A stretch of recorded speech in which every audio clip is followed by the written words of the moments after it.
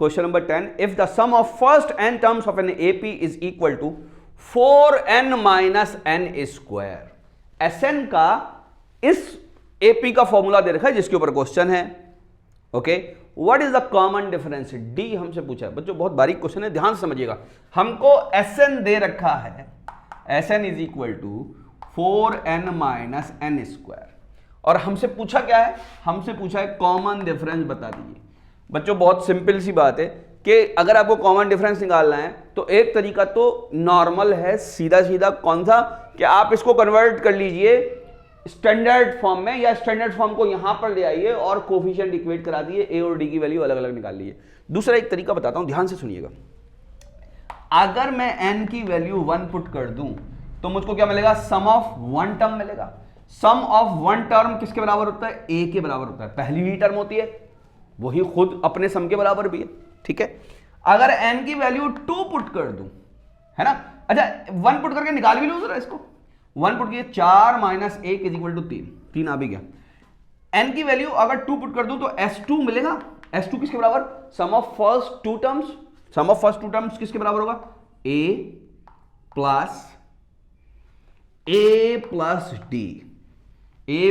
D. पहली term और ये दूसरी टर्म होती है a प्लस डी, ध्यान से समझिएगा, है ना।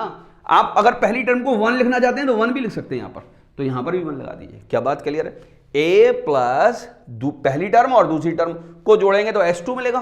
क्या बात क्लियर है, ओके। अगर s2 कैसे आएगा भाई, 2 यहां पे पुट कर दें, 4 दूनी 8 माइनस 4 इज इक्वल टू 4।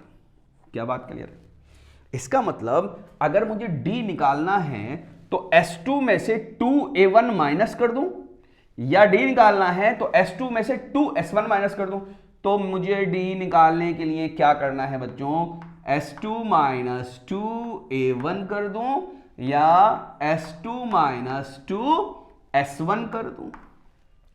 क्या s2 पता है मुझे, हाँ s2 पता है, 4 अभी अभी तो निकाला है, माइनस 2 टाइम्स 3, 4 में से 6 चले गए तो हमारे पास बचे -2, d इज इक्वल टू -2। तो क्या आंसर दे रखा है, यस आंसर दे रखा है, -2 इज द करेक्ट आंसर।